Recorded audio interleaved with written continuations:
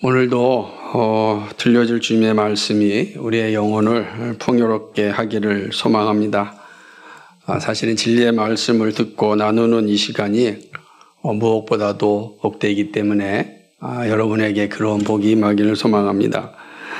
지난주에 살펴보았던 이제 환상을 해설하여 주는 말씀을 통하여 또 하나님의 뜻을 풍성하게 이해하는 그런 시간이 되길 바랍니다. 오늘 우리가 읽은 이 말씀은 아마 다니엘서가 앞으로 다 이제 어려운 말씀이긴 하겠지만 또 아주 힘든 그러한 내용을 담고 있습니다. 그래서 이 말씀을 이해하기가 쉽지 않습니다. 다양한 해석들이 공존하고 있는 게 본문의 내용입니다. 그러나 본문이 가르쳐주는 교훈은 분명한데 그 교훈을 찾기 위한 과정을 차례차례 살펴보도록 하겠습니다.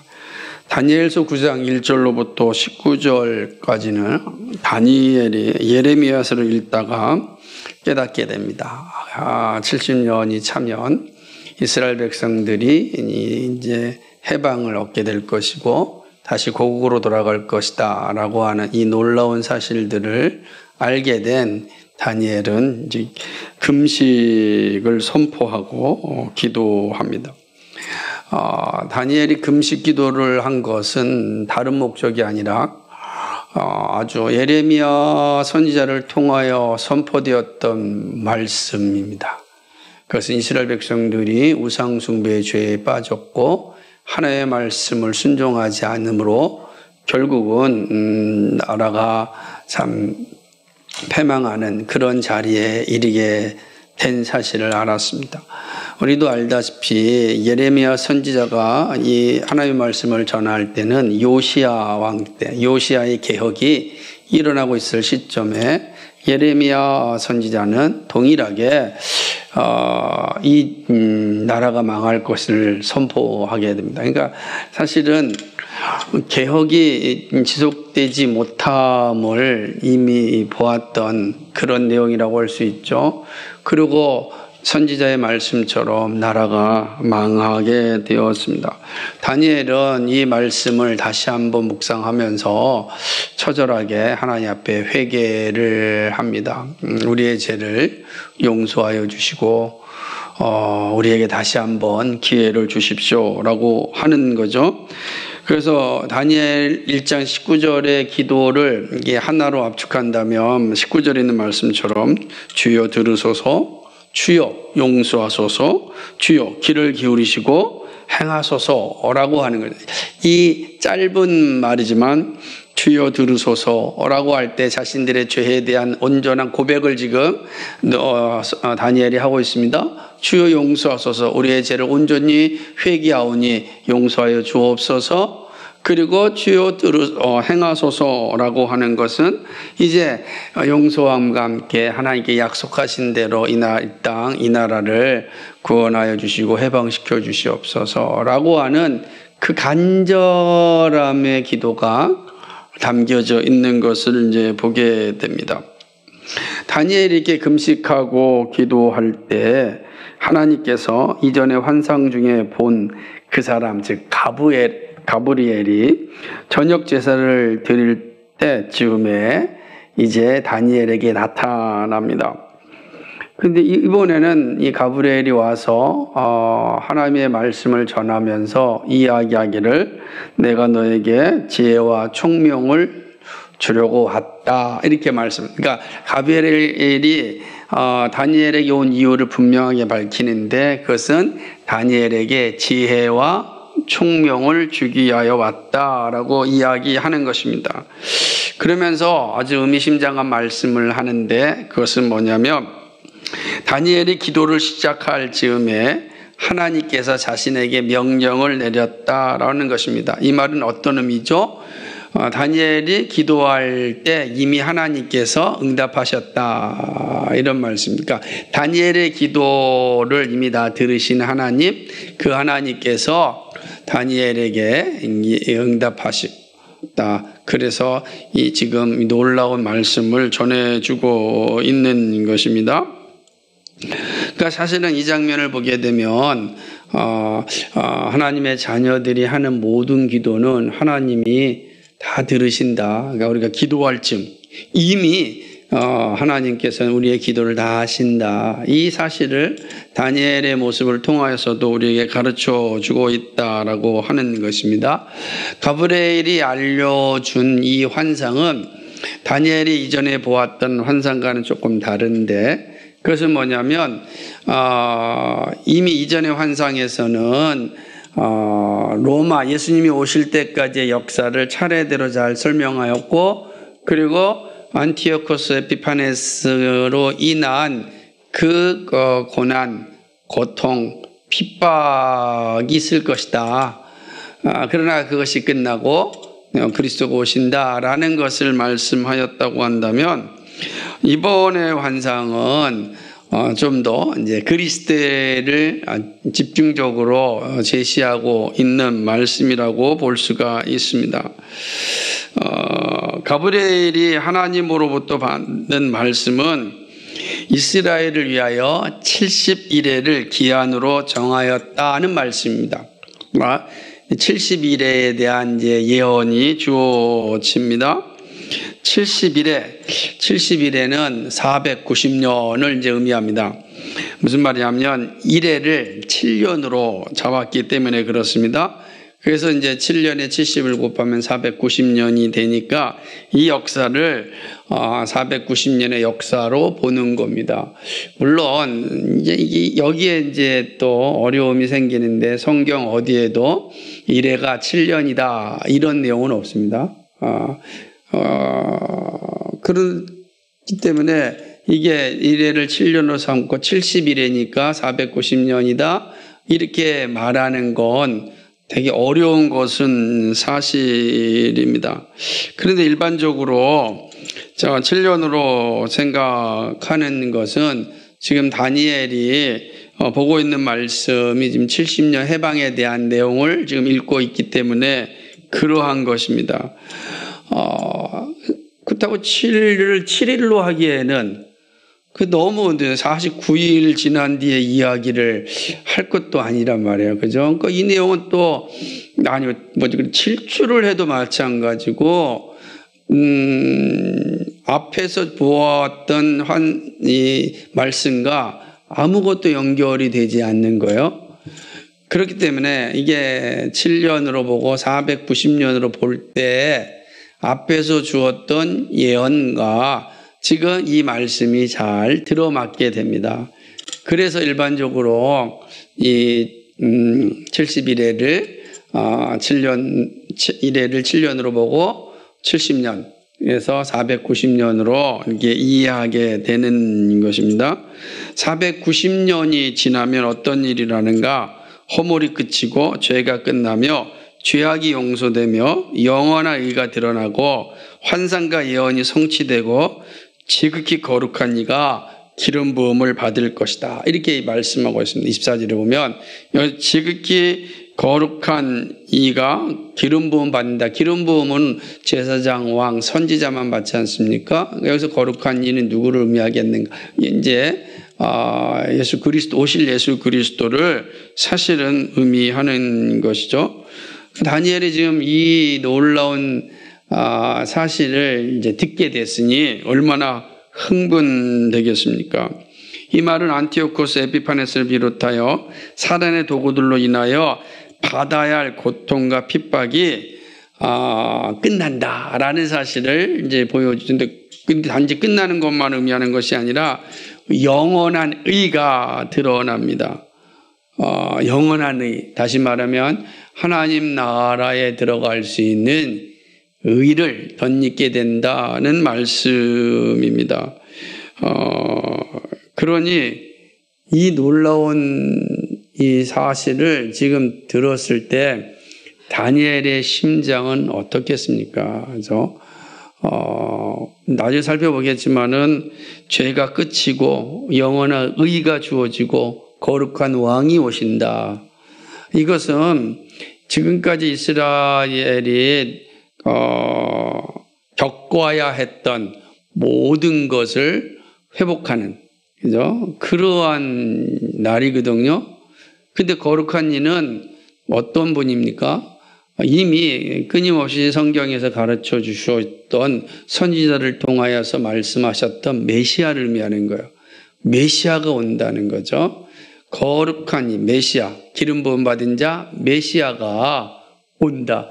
이것은 구약 백성 모두가 기다리고 있었던 그 영광입니다. 네, 지금 다니엘이 가브리엘로부터 이 사실을 듣게 되는 것입니다. 가브리엘은 71회, 즉 490년 동안 예루살렘에 중건하라는 490년은 예루살렘을 중건하라는 영을 받을 때로 말합니다. 25절을 보게 되면 이렇게 그러므로 너는 깨달아 알지니라 예루살렘을 중건하라는 영이 날 때부터 기름 부음을 받은 자고 왕이 일어날 때까지 7일과 62일에가 지날 것이다. 이렇게 말씀합니다. 그러니까 예루살렘 성을 중건할 때부터 누가 올 때까지요? 메시아가 올 때까지 490년이 지날 것이다. 이렇게 이제 말씀하는 것입니다. 근데 이제 이게 분명한 시점이 있어요. 성을 중건하라는 때, 그리고 마지막은 뭐죠? 거룩한 이가 오실 때. 그러니까 이 두 시점이 이제 명확하게 주어진 겁니다. 그래서 우리 25절을 보면은 그렇게 나와 있잖아요. 예루살렘을 중건하라는 영이 날 때, 그리고 기름 부음을 받은 자, 곧 왕이 일어나기까지. 그죠? 이 때를 이제 분명히 주어졌습니다. 그 동안에 이제 성이 중건되어 광장과 거리가 세워질 것이다. 이렇게 이제 말씀을 드렸어요. 그럼 이제 이때가 언제냐가 참 중요한 거겠죠.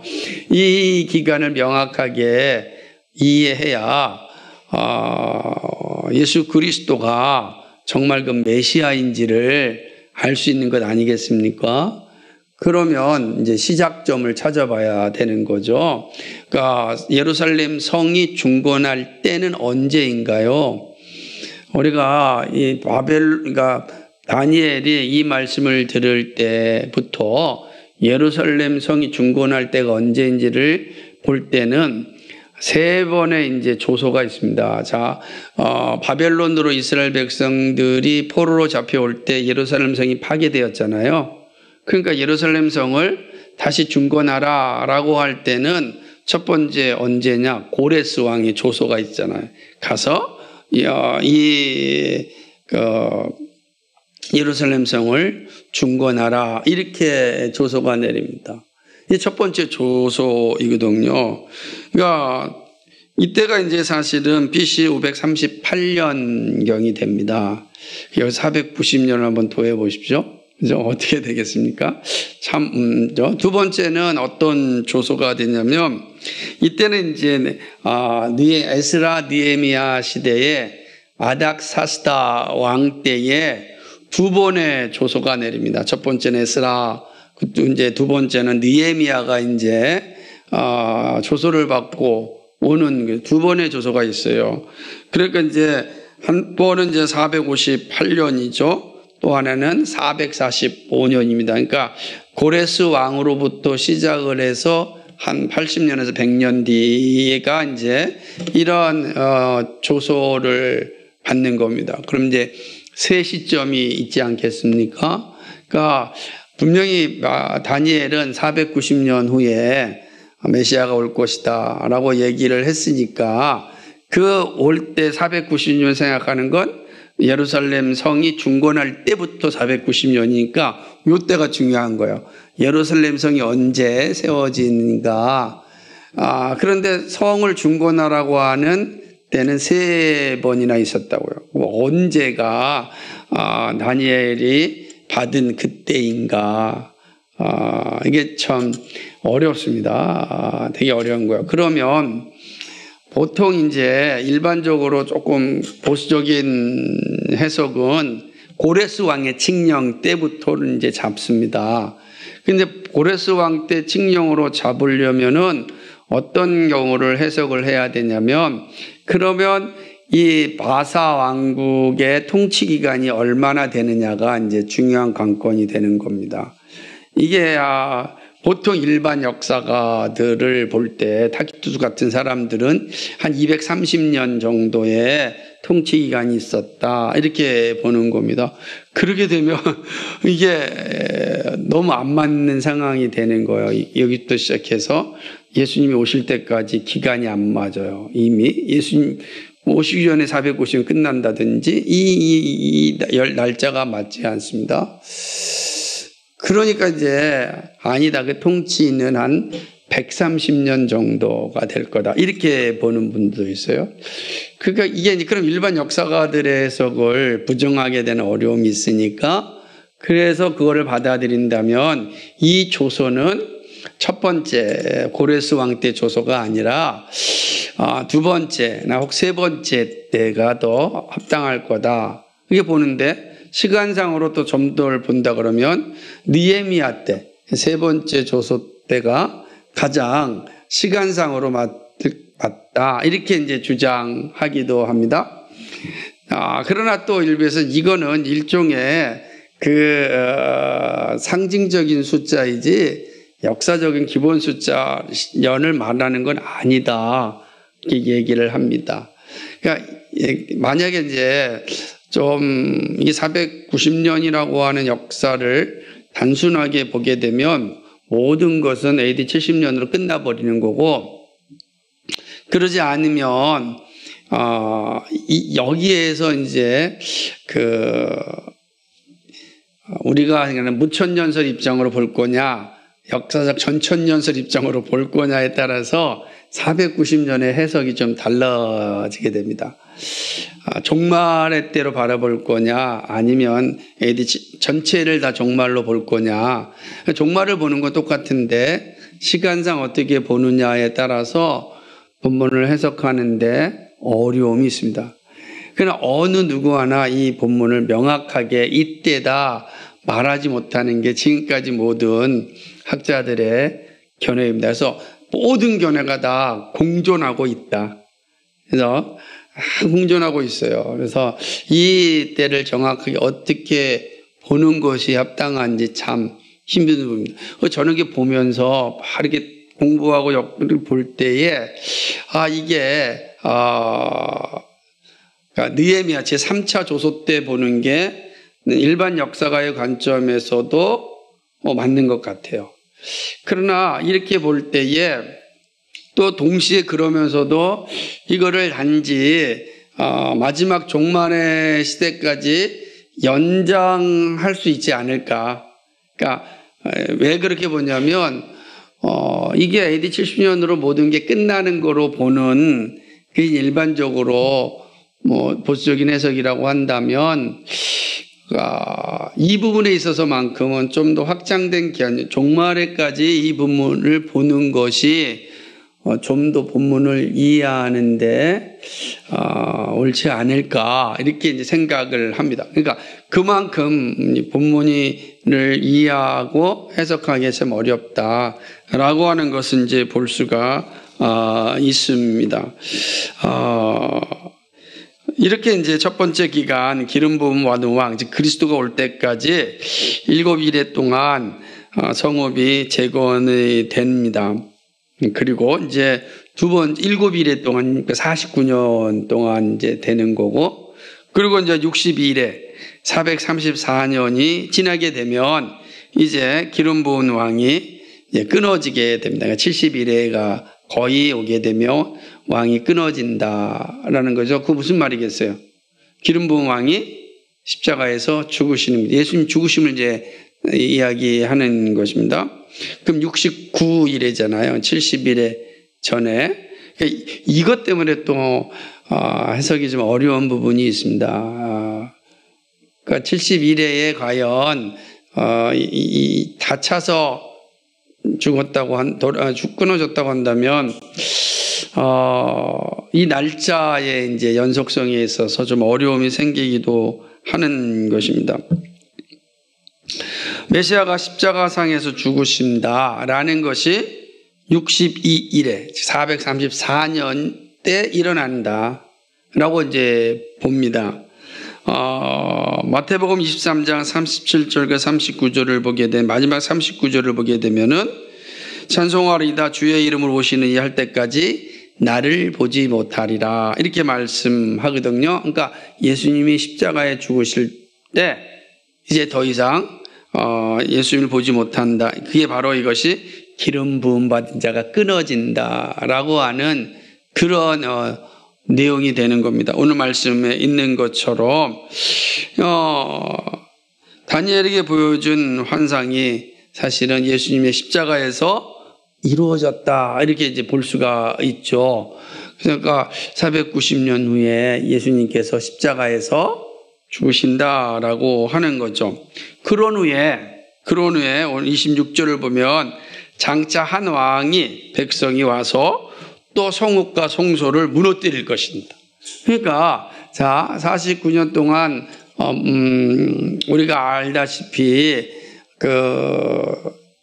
느헤미야가 와서 성벽과 성전을 재건하잖아요. 스룹바벨 성전. 그리고 36년 동안 누가 또 이 성전을 재건하죠? 헤롯이 성전을 재건하잖아요. 그래서 헤롯 성전이 드디어 이제 재건이 되는 것입니다. 그러니까 정말 긴 시간 동안 이 성전이 재건되었던 것입니다.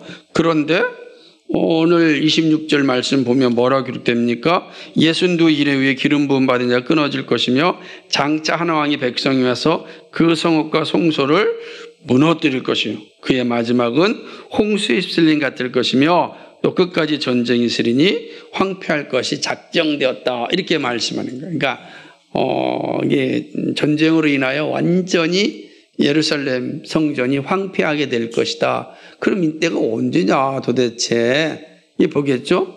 그러니까 사실 앞에서 말씀드렸던 날짜에 대한 연수에 대한 어려움이 공존한다고 하지만 그러나 우리가 26절을 보게 되면 62일에가 지나면 한 왕이 와서 다시 성전을 파괴할 것이다 하는 거예요.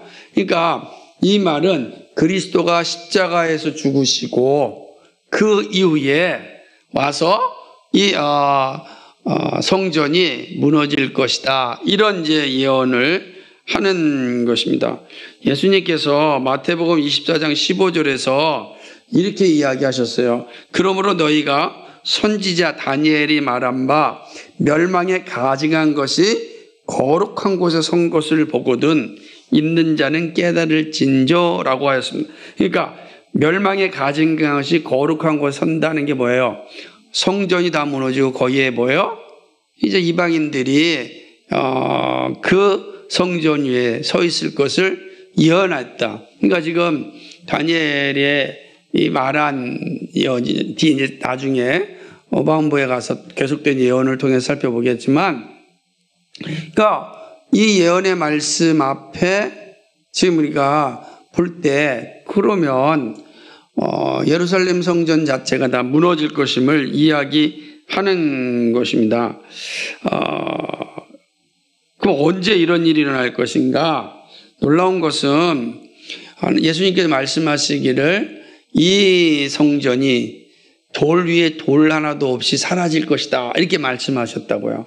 그죠? 예언하셨고 십자가에 돌아가시기 전에 이 성전이 돌 위에 돌 하나도 없이 다 사라질 것이다. 그러니까 사람들이 놀랐죠. 그게 언제 일어나는가. 그런데 그 말씀하신 예수님이 먼저 십자가에 돌아가시잖아요. 죽으신단 말이에요. 그래서 사람들이 다 비웃죠. 아니 성전이 그대로 있는데 예수님 보이지 않잖아요. 근데 놀라운 것은 AD 70년경에 70년에 디도 장군에 의하여서 예루살렘이 파괴가 되고 성전이 돌 위에 돌 하나도 남기지 않고 다 사라집니다. 성전에 있는 모든 금을 가져가기 위해서 다 파괴하거든요. 그러니까 돌에 있는 금을 다 떼가기 위해서 성전 자체를 완전히 박살내버린 이 디도가 누구예요?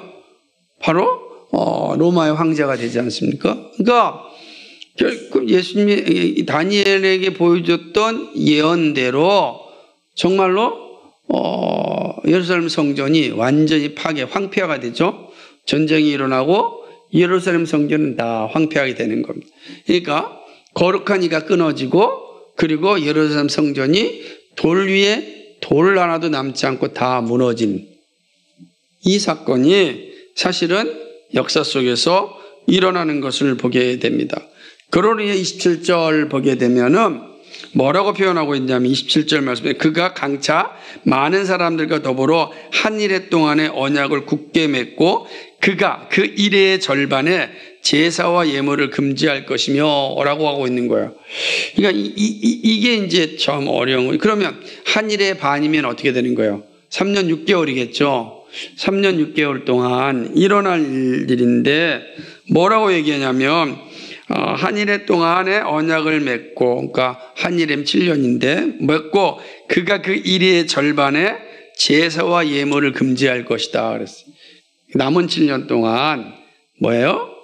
하나님께서 언약을 맺는다라고 하는 것입니다. 이게 이제 어렵죠. 그러면 이거 뭐냐면 예수님이 이제 60도 1에 이제 돌아가셨다 그러면 남은 7에 언약을 맺는 게 어려워지잖아요. 이미 돌아가셨는데. 그러니까 이 내용이 사실은 본문을 해석하는데 참 힘든 부분이죠.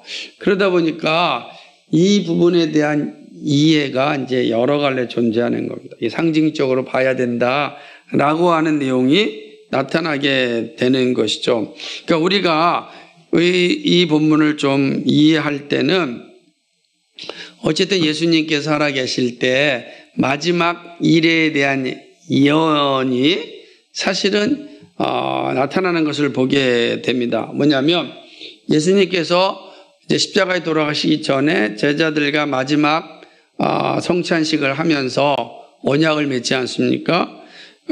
그게 바로 이제 마태복음 26장 28절에 보면 이것은 죄사함을 얻게 하려고 많은 사람을 위하여 흘리는 바 나의 피 곧 언약의 피니라 이렇게 말씀을 하신단 말이에요. 그러니까 그가 장차 많은 사람들과 더불어 한 일해 동안에 언약을 굳게 맺습니다. 언약을 맺는 거죠. 하나님 예수님께서 십자가에서 돌아가시기 전에 이 제자들과 그리고 예수를 믿는 모든 사람들에게 언약을 이제 맺는 그 일이 일어나는 것이죠.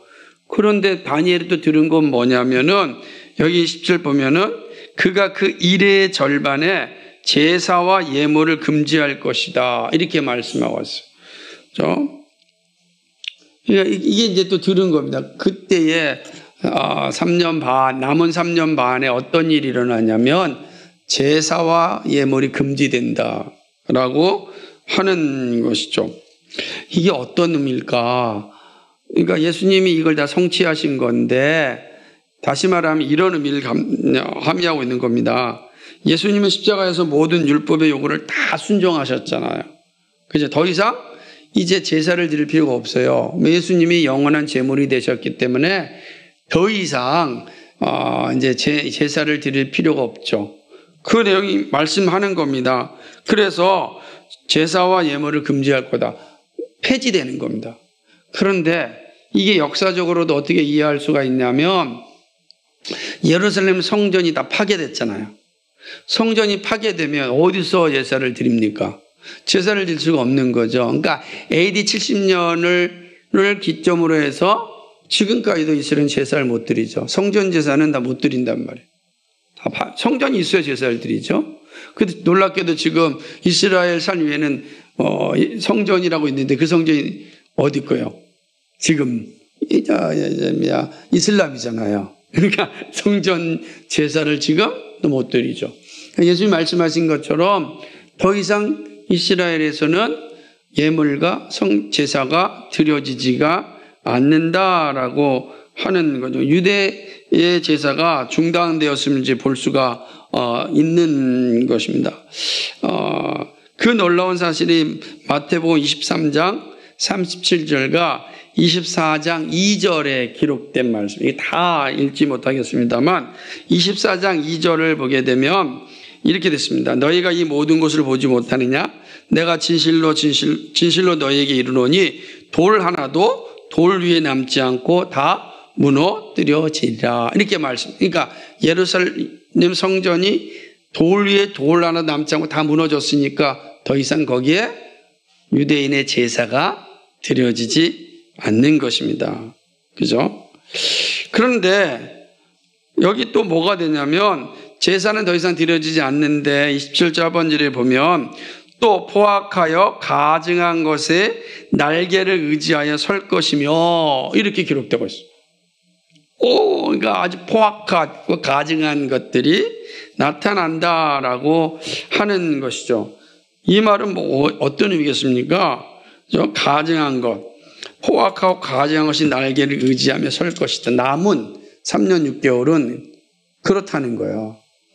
여기 보면은 이게 횟수로 얘기하면 예수님이 죽은 후에 이 복음을 전하는 사도들의 모습이고 또 사도들이 복음을 전할 때 당하는 그 핍박과 고난이냐 이렇게만 볼 것인지, 그죠? 아니면 이 장면은 종말을 이야기하는 말씀인지. 근데 우리가 볼 때 우리는 예수님의 초림부터 예수님의 재림 사이가 종말이라고 보는 거잖아요. 이 종말 시대 전체를 보는 거란 말이에요. 그러니까 이거를 보는 거 더 이상 천년왕국이 존재하지 않아요. 이 자체가 천년왕국으로 우리는 보고 있습니다. 그러니까 이제 이 본문을 이해할 때 그래서 또 어려운 부분에 또 봉착하는 게 사실입니다. 그러나 저는 이 부분, 다시 말하면 포악하고 가증한 것이 날개를 의지하고 설 것이다 라고, 포악하고 가증한 것과 날개를 의지해 설 것이다 라고 하는 이 부분은 이 적그리스도의 출현으로 보는 것이 합당하다 생각을 합니다. 그리고 이미 정한 종말까지 진노가 황폐하게 하는 자에게는 자리에 쏟아질 것이다 라고 하는 거죠. 황폐하게 하는 자가 누구예요? 이 적그리스도에게죠. 하나님의 진노가 황폐하게 하는 자, 이 적그리스도에게 사실은 내릴 것이다 라고 하는 것이죠. 그러니까 결국 이렇다면 주님 오시는, 그러니까 초림부터 재림 사이에 일어나는 그 적그리스도의 핍박과 고난이 있을 것이다, 이렇게 보는 것이죠. 그래서 그럼 이제 어떤 거는 연수고 어떤 건 상징이냐라고 보기가 힘들잖아요. 그럼 이제 전체적으로 보게 되면 이 연수는 매우 상징적인 의미를 많이 담고 있다. 그러면서도 역사 속에서 실현된 그런 역사다. 이 두 가지를 다 함의할 수는 없을까? 이게 생각을 하게 쉽지가 않은 거죠. 그래서 이 본문을 여러분들 이해할 때 참 어려운 본문입니다.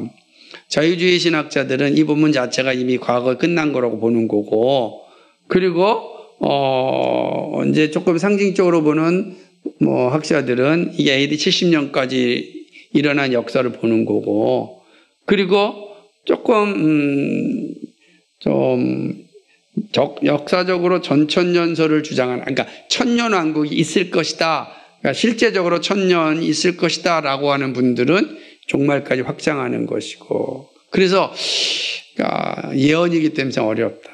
제가 좀 더 살펴보면서 말씀드리지만 이 전체적인 내용은 저는 그래서 역사와 종말을 잘 이해하는 포맷으로 보는 게 좋지 않을까 생각을 합니다.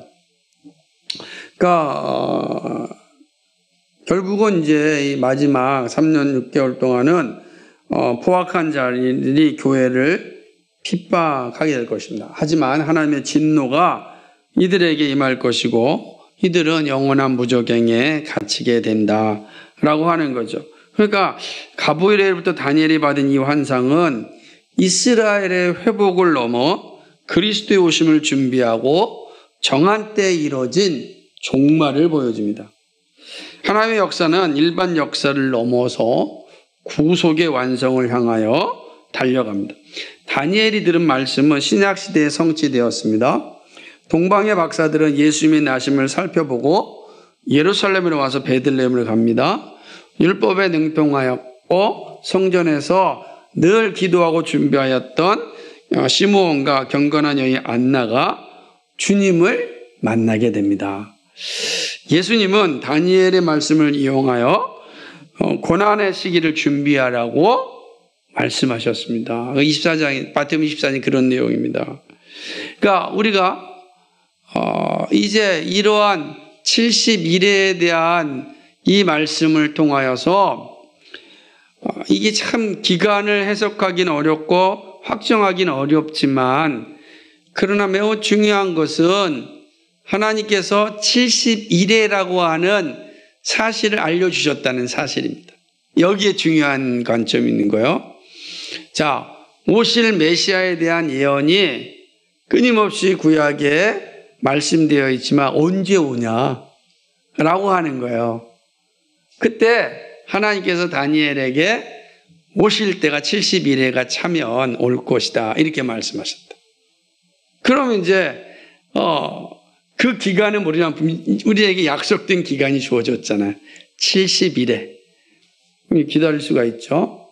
그러면 이제 오는 것처럼 그 내용의 말씀들을 차근차근 이 말씀을 읽었던 사람들이라고 한다면 7일에와 62일에를 이제 기다리고 있지 않겠어요? 언제가 된지 모르겠지만 그러다가 예수를 만난 사람들이 있잖아요. 그게 바로 시므온이고 그게 바로 안나라고 하는 여인이라고 할 수가 있는 것입니다. 그러니까 하나님의 말씀은 사실은 역사 속에서 살아 움직입니다. 말씀을 붙잡고 살아야 할 이유가 분명한데 믿음의 길을 간다는 것은 이 약속의 말씀을 확신함에 있습니다. 말씀을 의지하는 성도가 사실은 영광을 보게 됩니다. 그래서 말씀을 늘 읽고 그 말씀이 성취되기를 소망하는 성도가 성취된 영광을 볼 수 있습니다. 그러니까 다니엘서를 통해서 하나님께서 우리에게 말씀하시려 하는 교훈이 사실은 여기에 있는 것을 보게 됩니다. 그렇다고 한다면 다니엘에게 알려주신 귀한 말씀을 통하여 우리가 들어야 되고 깨달아야 될 교훈이 무엇인가? 하나님께서 이 다니엘서를 통하여 우리에게 무엇을 말씀하시고자 하셨는가는 것입니다. 다니엘서가 이렇게 중요한 말씀으로 자리 잡은 이유는 무엇인가? 오늘도 여전히 다니엘서가 중요한 이유는 무엇인가? 이게 이제 매우 중요합니다. 그래서 오늘은 그 사실을 생각해 보고자 합니다. 첫째는 뭐냐면 일단은 좀 보편적으로 오늘 말씀을 통해서 우리에게 가르쳐 주는 교훈은 기도하는 성도가 하나님의 은혜를 깨닫고 응답받게 됩니다. 자, 우선 다니엘이 말씀에 의지하여 기도하는 가운데 하나님의 선물을 받았습니다. 그죠? 그가 기도할 때 하나님의 선물을 받았어요. 말씀에 순종하고자 할 때 하나님께서 놀라운 은혜를 베풀어 주셨습니다. 이거는 기도가 참 얼마나 위대한지를 잘 보여주는 말씀이죠. 말씀에 의지하여 기도할 때 하나님이 주시는 놀라운 선물을 받는다. 이 보편적인 가르침과 교훈을 우리가 잘 간직해야 됩니다. 우리가 하나님의 말씀을 받고 그 말씀에 의지하여 기도할 때 하나님께서 우리에게 놀라운 은혜를 주신다는 거죠. 그렇죠? 다니엘의 모습이 그렇습니다. 그러니까 하나님은 다니엘의 모습을 통하여 오고 오는 모든 이들에게 참된 믿음의 길이 무엇인지를 알려주셨습니다. 그래서 기도하는 자는 하나님의 뜻을 아는 영광을 누린다. 기도하는 자는. 그렇죠? 근데 이 모습은 다니엘뿐만 아니라 예수님을 알아보았던 시므온과 안나에게서도 알 수 있습니다. 그들은 주님의 오심을 기다리며 기도하였습니다. 그래서 구약성경은 예수님의 오심에 대해 말씀하였지만 그때가 언제인지 알 수 없었습니다. 그런데 다니엘을 통하여서 그 기간을 알려주셨습니다. 70일이라고 하는 시간은 정확하게 알 수 없지만 그리스도가 오심이 가깝구나 라는 것을 알게 된 것이죠. 적어도 70일에는 이 시므온과 안나의 입장에서 보았을 때 다니엘의 시대부터 역산을 하면 지금 자기 시대에 가까이 와 있음을 알게 되지 않았을까요? 그죠? 말씀을 읽지 않은 사람들은 이 놀라운 은혜를 누리지 못하지만 말씀을 읽었던 안나와 시므온은 이제 그때가 가까이 om을 알고 성전에서 기도하고 준비하고 있었습니다. 그러다가 주님을 만났습니다. 그렇죠? 그 말씀을 붙잡고 기도하고 준비하다가 오신 예수님을 만난 것입니다. 그리고 그에게 찬양과 경배를 드렸습니다. 다니엘과 시므온과 안나와 같이 하나님의 뜻을 깨달은 성도는 세상과 싸울 힘을 얻고 무기력한 삶을 물리칠 수 있는 힘을 얻을 수 있습니다. 왜 그러냐면 하나님의 말씀이 성취되는 것을 보기 때문입니다. 그러니까 다니엘도 그렇지만 다니엘의 그 나이에 그 역사 속에서 일하시는 하나님의 약속을 깨달을 때 얼마나 힘이 나지 않아요? 그죠? 힘이 나지 않았겠습니까? 막 흥분되지 않았겠습니까? 나이와 상관없잖아요. 그 하나님의 놀라운 역사를 깨달았기 때문입니다. 안나가 80 여인이었잖아요. 그죠? 그런데 불구하고 하나님의 약속에 말씀하신 약속이 곧 이루어질 것이라고 하는 확신 가운데 그 성전에서 기도하며 준비하다가 약속을 보게 되었습니다. 예수님을 만나게 된 것입니다. 오늘 우리에게 주신 거죠. 오늘 우리에게 주신 약속의 말씀이 있습니다. 주님 속히 온다 그랬잖아요. 그죠? 그 때와 기한은 알 수 없지만 주님이 오신다고 약속하셨잖아요. 우리는 그 약속을 믿고 기도해야 됩니다. 그래서 속히 오신다 그랬으니까. 우리 때 오면 얼마나 좋겠어요. 그런데 언제 오시겠어? 라는 사람에게는 그 영광을 보지 못하죠. 속히 오신다 그랬으니 그때를 바라보고 시므온과 안나처럼 약속의 말씀을 부여잡고 기도하는 자에게 하나님의 영광을 보는 그 은혜를 누리게 된다. 이 사실을 가르쳐 주는 것입니다. 그런 식으로 기도의 자리가 얼마나 복된지 모릅니다. 여러분 항상 기도의 자리에 있기를 소망합니다. 두 번째는요, 성도는 어떤 사람이냐라는 것을 본문에서 알 수 있습니다. 그것은 종말을 바라보면서 오늘을 사는 사람입니다. 다니엘의 모습 놀라운 사실을 하나 발견할 수 있습니다. 바로 종말론적 신앙입니다. 다니엘은 이스라엘이 회복되는 가까운 미래를 기대하며 기도하였습니다. 그런데 하나님은 가까운 미래뿐만 아니라 종말의 모습도 알려주셨습니다. 인류의 진짜 문제인 죄를 해결하고 더 이상 짐승의 피로 제사를 드려야 하는 불완전한 삶이 사라질 그 날을 보았습니다. 말씀이 육신이 되사 인류 가운데 오신 예수님이 이 모든 것을 다 해결하여 주실 것을 보았습니다. 놀랍죠? 그건 본 겁니다. 기름 부음 받은 거룩한 왕이 오셔서 모든 죄를 다 해결하실 것을 보았습니다. 그죠? 하나님 나라가 완성됨을 보았습니다. 그죠? 그러니까 이제 그 나라의 영광은 시간 문제이지 반드시 성취되는 겁니다. 그러니까 언제 성취될지 이제 그 70일의 안에 이루어지는 것을 다니엘은 본 거예요. 이거 확정된 겁니다. 70일에 확정됐잖아요. 시간 문제일 뿐입니다. 확정된 겁니다. 다니엘은 어떤 삶을 사는 겁니까? 확정된 것을 바라보면서 자신의 삶을 살았어요. 80 노인이었지만 흥분되고 긴장되면서 기도하며 살았던 건 확정된 그날을 보았기 때문입니다. 이게 종말론적 신앙이랍니다. 우리가 이거를 신약의 표현으로 한다면 우리는 땅에 살지만 하늘 시민 백성, 하늘나라의 시민으로 사는 겁니다. 나는 완성된 하나님 나라를 바라보면서 오늘을 사는 거예요. 우리에게는 완성된 하나님 나라가 이미 주어졌습니다. 확정되어져 있습니다. 우리는 그 나라를 바라보면서 오늘을 살아가는 겁니다. 어떻게 살아야 되겠습니까? 말씀한 것처럼. 그죠?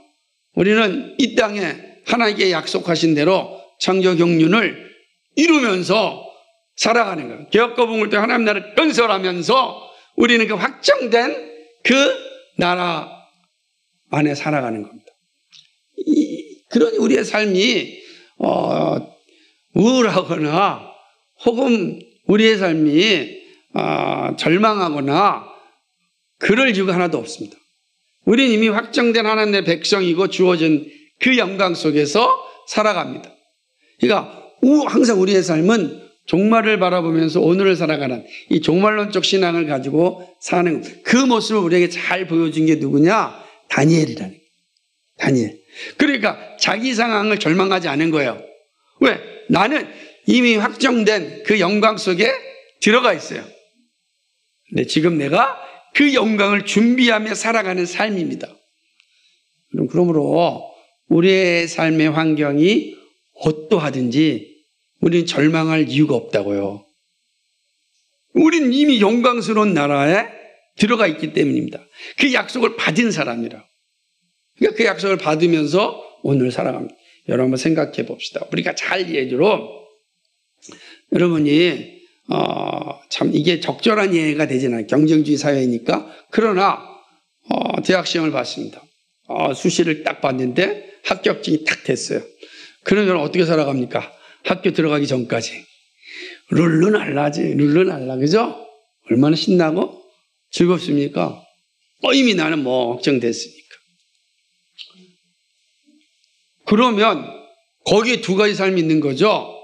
룰루날라 하면서 농땡이 피면서 게으르면 사는 사람이 있을 것이고, 아니면 이미 들어갔으니까 그 영광을 준비하면서 내가 부지런하며 살아가는 사람이 있을 겁니다.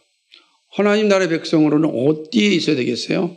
나는 이미 하나님 나라의 백성이 됐으니까 어차피 난 구원받았으니까 룰루날라 하며 살아가는 게 합당하겠습니까? 그건 아니라는 거죠. 왜 그러냐면 구원받은 자에게는 그런 삶이 주어지지 않습니다. 나는 종말론적 신앙이란 그 하나님 앞에서 영광을 바라보면서 그 하나님 앞에서 살아가야 될 그 기쁨을 바라보면서 오늘 하나님이 주신 소명을 감당하며 사는 겁니다. 그래서 오늘 나의 삶이 작은 것이든 최선을 다하며 살아가게 되는 겁니다. 그게 바로 종말을 바라보면서 오늘을 살아가는 것입니다. 그래서 기독교는 단지 추상적이고 비약적인 자연 종교가 아닙니다. 성경이라는 역사적 실체를 가지고 있는 계시 종교입니다. 하나님의 말씀을 통한 역사 가운데 그 누구도 알 수 없고 깨달을 수 없는 그저 역사의 실존을 예수님 우리에게 알려주셨습니다. 그죠? 그러기에 기독교인의 삶은 분명해지는 거죠. 우리는 오늘을 살지만 종말을 바라보며 사는 삶입니다. 그래서 종말의 때는 물론 이제 발악하는 사단으로 인하여 고난이 함께하지만 결코 우리를 이기지 못합니다. 여러분 고난이 있어요. 그러나 우리는 이미 약속된 하나님 나라의 백성입니다. 고난이 있어 힘들 수는 있지만 그러나 결코 우리를 이기지 못합니다. 우리를 하나님의 사랑에서 끊을 수 없습니다. 하나님 나라의 백성으로서 우리는 완전히 들어가 있기 때문에 끌어낼 수도 없다라고 하는 것입니다. 이미 저들은 진노 아래 있기 때문입니다. 그러므로 오늘이 끝이 아닙니다. 항상 오늘 좀 힘들어도 오늘이 끝이 아닙니다. 종말의 날이 올 때 누릴 영광이 우리에게 있습니다. 그래서 그날을 바라보면서 오늘을 살아야 합니다. 정말 최선을 다해서 살아야 합니다. 이것이 우리에게 주어진 일입니다. 마지막 세 번째는 다음 주에 살펴보도록 하겠습니다. 오늘 너무 기니까. 그렇지만 다음 주 살펴볼 내용이 뭐냐면 예수 그리스도의 오심은 역사 속에서 약속되고 성취되셨다는 사실입니다. 이게 다니엘서의 진정한 목적이에요. 예언을 주신 진정한 목적은 예수 그리스도의 오심에 있습니다. 그러므로 다니엘서를 보면서 우리가 배워야 될 것이 무엇인가? 예수 그리스도입니다. 예수 그리스도의 오심이 약속되지 않았다면 다니엘서는 별 의미가 없어요. 다니엘서는 바로 이 예수 그리스도. 어떤 예수 그리스도인가? 다음 주에 다시 한번 본문을 살펴보면서 나누도록 하겠습니다. 기도합니다. 거룩하시고 자비하신 하나님 아버지, 참 고맙고 감사를 드립니다. 이 다니엘서 9장을 통해서 우리에게 말씀하시는 하나님의 은혜를 살펴보았습니다. 70일이라고 하는 놀라운 시간이 약속되어졌고 그 약속 앞에 우리는 어떻게 살아야 할 것인지가 분명해졌습니다.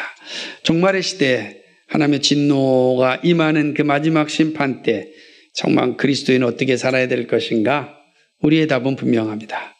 오늘 그것이 다니엘을 통하여 우리에게 보여주는 가르침이기도 합니다.